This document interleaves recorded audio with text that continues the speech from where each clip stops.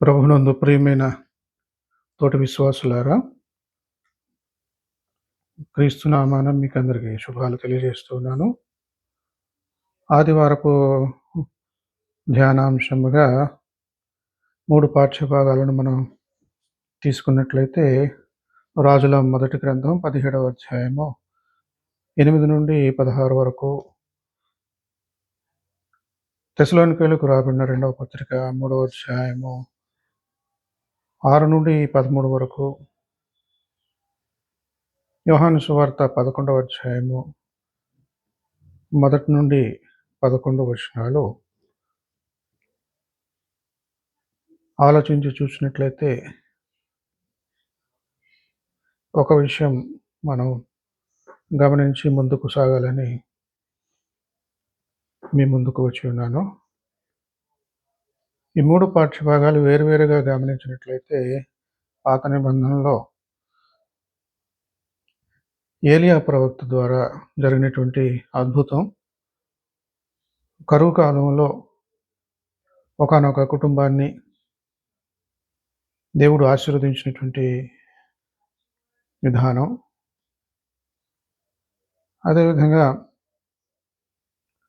పత్రిక పాఠ్యభాగాల్లో మనం చూసినట్లయితే, తెస్సలోనికీయులకు రాస్తూ పౌలు చెప్పినటువంటి మాటలు ఏమిటంటే, నేను కాయకష్టం చేసి నేను పరిచర్య చేస్తున్నాను, నా భోజనాన్ని నేనే సంపాదించుకుంటున్నాను, ఇతరులకు భారంగా నేను ఉండటం లేదు అనేటువంటి మాటలు అక్కడ మనం చూస్తాం. ఇక సువార్తలలోనికి వస్తే, యోహాను సువార్తలో 11వ అధ్యాయంలో యేసుక్రీస్తు ప్రభువారు రోగగ్రస్తుడైనటువంటి లాజరు విషయంలో చేసినటువంటి ఆలస్యము లేదా అలక్ష్యము అనేటువంటి విషయాన్ని తెలిసేటువంటి భాగాన్ని మనం చదువుకున్నాం. ఈ మూడింటిని ఏ రకంగా సమన్వయం చేయగలము అనంటే, కొంత కసరత్తు చాలా అవసరం అవుతుంది. మన పూర్వీకులు మనకిచ్చినటువంటి పాఠ్యభాగాలు వచనాలకు సరిపెట్టుకోకుండా, ఇంకా వాటి ప్రక్కనే ఉన్నటువంటి మరికొన్ని వచనాలు మనం పరిగణలోకి తీసుకుంటే అప్పుడు మనకు ఒక చక్కటి అవగాహన వస్తుంది. ఉదాహరణకు, ఏలియా ప్రవక్త ఒక అద్భుతాన్ని జరిగించాడు. కరువు కాలంలో విధవరాలి కుటుంబానికి ఏ లోటు లేకుండా కరువు కాలం తీరే వరకు కూడా భోజనం ఆమెకు కుదిరేటట్లుగా చేశాడు. అయితే ఆ సమయం అయిపోయిన తర్వాత కొన్నాళ్లకు లేక కొన్నేళ్లకు తన ఒక్కగానొక కుమారుడు చనిపోతాడు.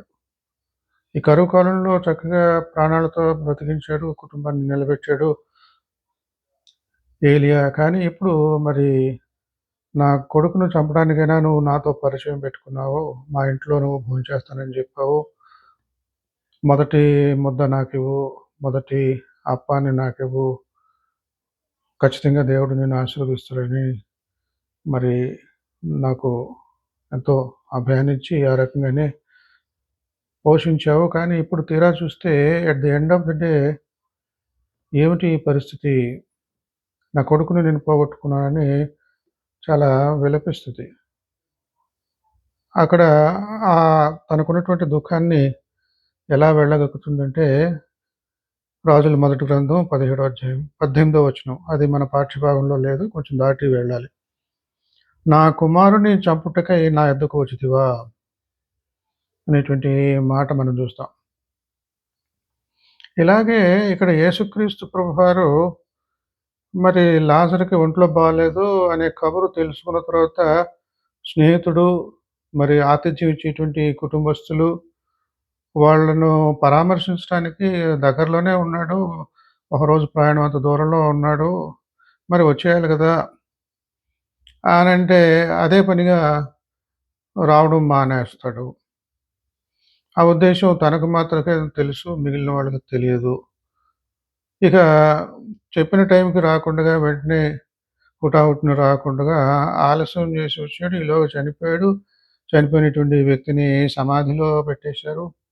3 రోజులయిపోయింది. ఇలాంటి పరిస్థితి. అప్పుడు వాళ్ళకున్నటువంటి దుఃఖం కొద్దీ అక్కచెల్లెళ్ళు చెప్పినటువంటి మాట గమనార్హం.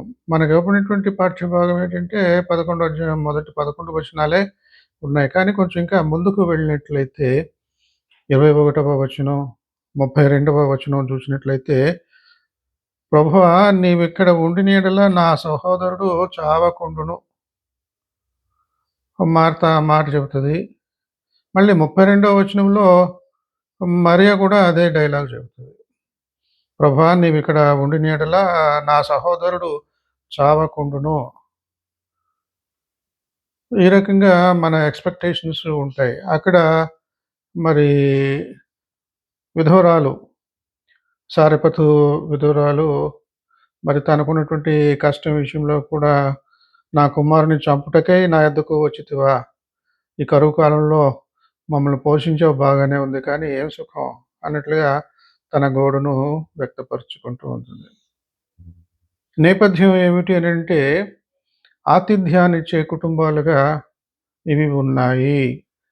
ఆహారాన్ని తమకు తాము సంపాదించుకోవడం, తినడం, తృప్తి చెందటం, నా ప్రాణమా సుఖించుము తాగు తిను అన్నట్లే గాకుండా, అతిథులను గౌరవిస్తూ వాళ్ళ యొక్క అవసరాలను తీర్చేటువంటి కుటుంబాలుగా ఈ 2 కుటుంబాలున్నాయి. మరియ, మార్త, లాజరు, అదేవిధంగా ఇక్కడ సారెపతులో ఉన్నటువంటి ఈమె, ఆపదలో ఉన్నటువంటి ఆహ్, మహాప్రవక్తను ఆదరించినటువంటి విధానం, నమ్మినటువంటి విధానం. ఇక్కడ యేసుక్రీస్తు ప్రభువు మరియ, మార్తల గృహానికి వచ్చాడంటే, సాధారణంగా శిష్యుల ప్రస్తావన ఉండదు. బహుశా ఒక్కడే వచ్చాడని అనుకునే అవకాశం ఉంటుంది గానీ, దాదాపుగా ఎక్కడైనా గానీ ఇక శిష్యులు కూడానే ఉంటారు. కాబట్టి ఇక్కడ ఒకానొక సందర్భంలో మార్త విస్తారమైనటువంటి పనులు పెట్టుకొని వంట చేస్తూ ఒకతే నానాయాతనలు పడతా ఉంటే, నా సహోదరి మరి ఆమెను నువ్వు వదిలిపెట్టకుండా ఆమెతో కబుర్లాడుతున్నావు అన్నట్లుగా యేసుక్రీస్తుని నెపము మనం చూస్తాం అక్కడ ఆమె కంప్లెయింట్ చేసినటువంటి విధానాన్ని. అంటే యేసుక్రీస్తు ఒక్కడే ఉంటే ఇంత విస్తారమైనటువంటి భోజనాలు బహుశా అవసరం ఉండదు. ఎక్కువ ఐటెమ్స్ కూడా అవసరం ఉండదు అన్నట్లుగా మనం ఒకవేళ ఊహించవచ్చు. ఇక్కడ క్రీస్తు ప్రభువారితో శిష్యులు కూడా ఉంటారు. అనేక సందర్భాలలో మనం చూసినట్లయితే మరి పెద్దవారు వాళ్ళ యొక్క జీవితాన్ని ప్రజాక్షేమం కోసం సమర్పించుకున్నవారు సాధారణంగా ఒక చోట ఉండరు. ప్రయాణాలు చేస్తూనే ఉంటారు. ఇక్కడ మరి సారెపతు అనేటువంటి ఆ గ్రామంలో తలదాచుకోవడానికి ఏలీయా దేవుని చేత పంపబడ్డాడు. శత్రువు ఒక ఆమె ఉంది, యెజెబెల్. ఆమె నుండి తప్పించుకునే ప్రయత్నాలు, ప్రాణాలు దక్కించుకునే ప్రయత్నాలు ఆ దురవస్థలో ఉండేవాడు. విశేషం ఏమిటనంటే ఆమెకు ఆమె ఉండే ఊరికి చాలా దగ్గరలోనే ఈ సారెపతు ఉంది. తన ప్రాంతం గాదు. అది యూదులు కానటువంటి వారు సీదోను ప్రాంతము. అన్యమతస్థులు ఉండేటువంటి ప్రాంతానికి దేవుడు పంపించేశాడు. అక్కడ అన్య ప్రాంతంలో ఈ దైవజనుడిని ఎంతగానో ఆదరించింది, ఆహ్వానించింది, విశ్వాసం ఉంచింది. దైవజనుడి మాటకు కట్టుబడింది, నమ్మింది. "నువ్వు నాకు అప్పం చేసి తీసుకురా, నీకేం కొదువ ఉండదు. ఈ కరువు కాలమంతా దేవుడు నిన్ను ఆశీర్వదిస్తాడు" అని భ్రమపెట్టినట్లుగా మాటలు ఉండవచ్చునేమో గానీ, ఆమె నమ్మింది, ఆయన్ని గౌరవించింది. ఆ రకంగానే ఆశీర్వదించబడింది. ఇదే రీతిని మరి ఎలీషా, ఏలీయా యొక్క శిష్యుడైనటువంటి ఎలీషా రోజుల్లో కూడా ఎలీషా ఆయా ప్రాంతాలు తిరుగుతూ ఉండేవాడు. అన్య ప్రాంతం అని కాదు గానీ, షూనేము అనేటువంటి ఇశ్రాయేళ్ల ప్రాంతంకి కూడా ఆయా ప్రాంతాలకు వెళ్ళినట్లుగా అక్కడికి వచ్చినప్పుడు ఆ షూనేము ప్రాంతం దాటుకుంటూ, ఊరు దాటుకుంటూ ఇంకా అవతలకి వెళ్ళాలంటే అక్కడ సేద తీరేలాగున సేద తీరేలాగున ఎలీషా అక్కడ ఉండేటువంటి పరిస్థితి. అది ఒక ధనికురాలైనటువంటి షూనేమీయురాలు గమనించి గురువుగారిని గౌరవించాలి అని జెప్పేసి ఆయనకు చక్కగా రోటీ కపడా ఔర్ మకాన్ చక్కగా ఆమె ఏర్పాటు చేసింది. ఆ రకంగా ఎలీషా చాలా ఆమె విషయమై సంతోషించి, "ఏమిటమ్మా నువ్వు నాకు" తన దాసుడైన గెహాజీతో చెప్పిస్తాడు. "ఏంటో కనుక్కో ఆమె ఇంత శ్రద్ధగా చేస్తుంది. ఆమెకేమైనా కొరత ఉందా? తీరాలా? రాజుల దగ్గర నేనేమైనా రికమెండేషన్ ఏమైనా చేయాలా? అది ఇది" అని చెప్పేసి అంటది. "అదేం లేదయ్యా"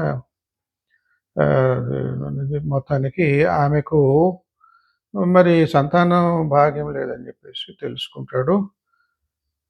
మరి భర్తేమో ముసలివాడయిపోయాడు. ఈ సందర్భంలో ఈ గురువుగారు వచ్చి బ్రహ్మాండమైనటువంటి ఆశీర్వాదాన్ని ఇచ్చేస్తున్నాడు. బ్రహ్మ పెట్టేటువంటి ఆశీర్వాదం. వచ్చే ఏడాది ఇదే రోజుల్లో నీ ఒడిలో పసికందు ఉంటాడు. నీ గర్భాన నువ్వు ప్రసవిస్తావు అని చెప్తే, ఎందుకు భ్రమ పెట్టే మాటలు చెప్తావు అన్నట్లుగా ఆమె ఒక మాట వేస్తుంది. కానీ చివరికి చక్కగా ఆమె శిశువుకు జన్మనిస్తుంది. ఆ శిశువు కొంచెం పెరిగి పెద్దవాడైన తర్వాత చనిపోతాడు. తండ్రితో పాటు పొలంలోకి వెళ్తే, ఆ పొలంలో మరి ఆ రకంగా తలనొప్పొచ్చి మొత్తానికి ఆ బిడ్డ ఇక చనిపోతే మీ ఇంటికి దురవస్థలో ఉంటే ఇంటికి తీసుకువెళ్తే తల్లి ఒడిలోనే మరి చనిపోవడం మనం చూస్తాం. అప్పుడు ఆమె హుటాహుటిని ఎలీషా ఎక్కడున్నాడో అక్కడికి గాడిదకు గంటలు కట్టి అది బయలుదేరి అక్కడికి వెళ్తది.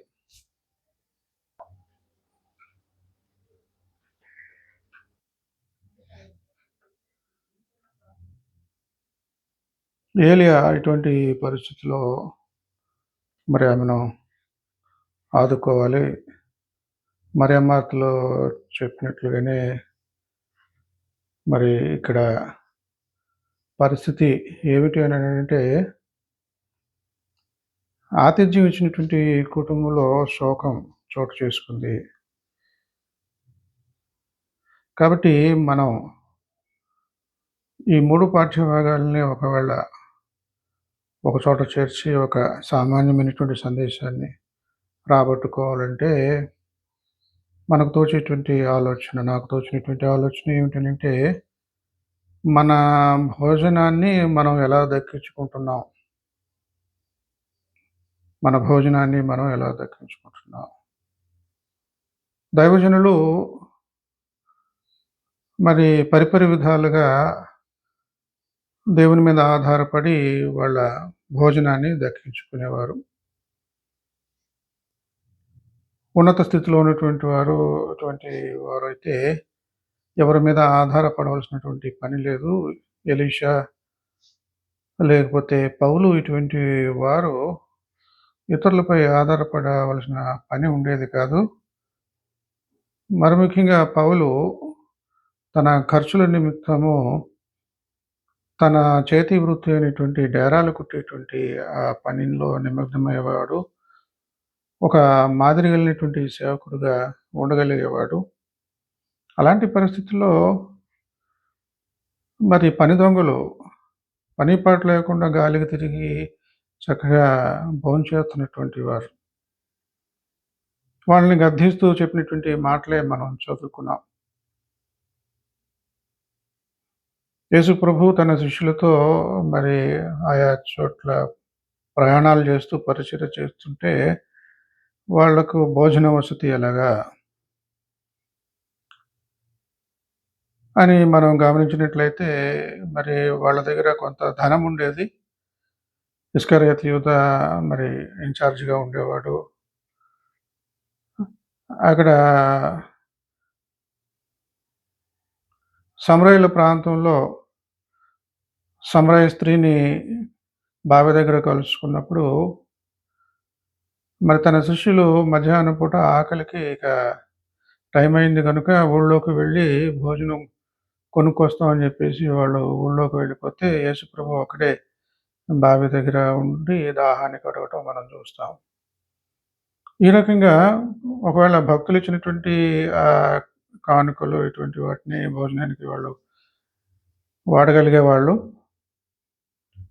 కానీ కొన్ని సందర్భాలలో ఏంటంటే పరిచయం ఉన్నటువంటి వాళ్ళు స్నేహితులు మరియా, మార్తా, లాజరు ఇలాంటి వారి స్నేహితుల దగ్గర వాళ్ళు ఆశ్రయం తీసుకునేవారు. అతిథులుగా ఉండేవారు. ఆతిథ్యానికి మరి నిలయంగా కొన్ని గృహాలు ఉంటూ ఉండేవి. అటువంటి గృహాలలో ఈ శోకం చోటు చేసుకుంటే ఎలాగా? భోజనం పెట్టినటువంటి ఆ కుటుంబంలో ఈ శోకం చోటు చేసుకుంటే ఎలాగని జెప్పేసి భక్తులు ఆయా సందర్భాలలో వాళ్ళకు జరిగించినటువంటి మేలును బైబిల్‌లో అక్కడక్కడ మనం చూస్తూ ఉంటాం. ఆ 2 ఇక్కడ ఈ పూట మనం గమనించాలి. ఏలియా దినాలలో కరువు సమయంలో ఏ విధంగా ఒక కుటుంబాన్ని ఆశీర్వదించాడో, ఎందుకంటే తన మాటలు నమ్మి ఆకలితో ఉన్నటువంటి ఏలియా యొక్క ఆకలిని తీర్చారో, అదేవిధంగా అనేక మార్లు క్రీస్తు ప్రభువారు తన శిష్యులతో యెరూషలేమునకు ప్రయాణమైనప్పుడు, లేకపోతే ఇతరత్రా బేతనీలో మరి సేద తీరేలాగున ఉండేవాడు. చక్కటి ఆతిథ్యం అక్కడ మరియా, మార్తా, లాజరు అనేటువంటి వాళ్ళు ఇచ్చేవారు. ఇక్కడ మనం నేర్చుకోవాల్సినటువంటి పాఠం ఏమిటంటే, పౌలు మాటల నుండి నేర్చుకోవాలి. మనము మనకు చేతనైనప్పుడు మన తిండిని మనమే సంపాదించుకోవాలి. ప్రభు సేవ కొరకు సమర్పించుకున్నటువంటి వాళ్ళు ముఖ్యంగా మరి తిండి విషయమై దిగులు పడవలసినటువంటి పని లేదు. డబ్బులు వెనకేసుకోవాలనేటువంటి ఆలోచన అసలుండకూడదు అన్నట్లుగా పరిచర్య ఉండాలి. పరిచర్యకు సమర్పించుకున్నటువంటి వారు. అదేవిధంగా సామాన్య విశ్వాసులు మరి పరిచర్య చేసినటువంటి వారిని ఏ రకంగా ఆదరిస్తూ ఉన్నాం, అభిమానిస్తూ ఉన్నాం అనేటువంటి విషయంలో జాగ్రత్త పడాలి. ఈ రోజుల్లో ఏ రకంగా తయారైందంటే, ఒక సినిమా హీరోని అభిమానించినట్లుగా మరి సేవకులను అభిమానించి విరాళాలు దండిగా ఇచ్చేస్తూ ఉంటారు. ఎలా పడితే అలా ఇచ్చేస్తూ ఉంటారు. దానికి బదులుగా ఇంటి పక్కన ఉన్నవాళ్ళు, బంధువుల్లో ఉన్నవాళ్ళు, వాళ్ళు వీళ్ళు సరైన చదువులు లేని వాళ్ళు స్వయంగా వాళ్ళను ఆదుకునేలాగున, వాళ్ళను ఉద్ధరించేలాగున వాళ్ళ కానుకలు వెళ్ళవు. ఫలానా, ఫలానా సేవకులకు, హీరోలకు, హీరోయిన్‌లకు అన్నట్లుగా వాళ్ళకిచ్చేస్తూ ఉంటారు. అది తప్పైనటువంటి మరి అలవాటు. దాన్ని మార్చుకోవాలి. ఈ రోజుల్లో ఇలాంటివి చాలా చాలా తప్పులు జరుగుతూ ఉన్నాయి. ఇక్కడ మరి పౌలు చెబుతూ ఉన్నాడు, నేను కూడా ఇతరులపై ఆధారపడి జీవిస్తూ ఆహారం విషయంలో గానీ, ప్రయాణ ఖర్చుల విషయంలో గానీ ఉండవచ్చు గానీ, నేను అలాగా చేయడం లేదు. నాకు చేతిలో పని ఉంది. దేవుడు నాకు పనిచ్చాడు. కష్టపడేటువంటి మనసిచ్చాడు. కష్టపడగలను. శరీరంలో శక్తిచ్చాడు. ఆ రకంగా నేను సంపాదించుకుంటున్నాను. కొంతమంది ఏ సంపాదన లేకుండా చక్కగా తింటున్నారు. తిండి విషయంలో కొన్ని మాటలు మీకు చెబుతాను. దురవస్థలో ఉన్నటువంటి వారు, నికృష్ట జీవితాన్ని జీవించేవారు ఉంచ వృత్తిని చేపట్టేవారు. పూర్వ దినాల్లో మన దేశంలో. ఉంచ వృత్తి అంటే పరిగ ఏరుకునేటువంటి వృత్తి. పంట పొలాల్లో పంట చేతికొచ్చాక పంట కోసేసిన తర్వాత కొన్ని పనలు అక్కడ ఉండిపోతాయి. లేకపోతే అదే పనిగా పేదవాళ్ళ కోసం అన్నట్లుగా దయ కలిగినటువంటి యజమానులు ఆహ్, వాటిని వదిలేస్తారు. వాటిని ఏరుకొని ఇంటికి తెచ్చుకొని వాటినే జీవనాధారంగా పెట్టుకుంటారు. అలాంటి పరిస్థితే పాత నిబంధనలో రూతు గ్రంథంలో రూతుకు ఏర్పడింది. కానీ ఆశ్చర్యరీతిని దేవుడు ఆమెను ఏ విధంగా ఆశీర్వదించాడో మనకందరికీ తెలుసు. కాబట్టి ఉంచె వృత్తిని చేస్తా ఉంటారు గతి లేక. అదేవిధంగా చదువుకునే పిల్లలు పుస్తకాలు కొనుక్కోవాలి, చక్కగా ఉండాలి అది ఇది అంటే వాళ్ళకు తిండి తినడానికే సరిగ్గా ఉండదు. తల్లిదండ్రులు సంపాదించి పెట్టలేరు. అలాంటి పరిస్థితిలో కొంతమంది వారాల అబ్బాయిలు ఉండేవాళ్ళు పూర్వపు దినాల్లో. వారాలు అంటే 7 రోజులు 7గురు దయగలిగినటువంటి వారు, భోజనం పెట్టగలిగినటువంటి వారు, మంచి మనసున్నటువంటి వారు. వాళ్ళ పంచన చేరి మరి వారంలో ఒకరోజు చొప్పున అలాగా 7 కుటుంబాలలో భోజనం చేస్తూ ఉండేవారు. అతిథిగా వాళ్ళు ఉండేవారు. ఆ రకంగా చదువులు ముగించుకొని చక్కగా మంచి ఆహ్, ఉన్నతమైనటువంటి వృత్తిలోనికి వాళ్ళు క్లెరికల్ జాబ్స్ సంపాదించుకునేవారు. ఇటీవలి కాలంలో మనం చూస్తా ఉంటాం. అయితే ఇక్కడ సేవ చేసేటువంటి వారు ఏ రకంగా ఉండాలి? మాదాకోళం లాగా ఉండాలి. అది వెక్కిరింత మాటలాగా ఉంటుంది.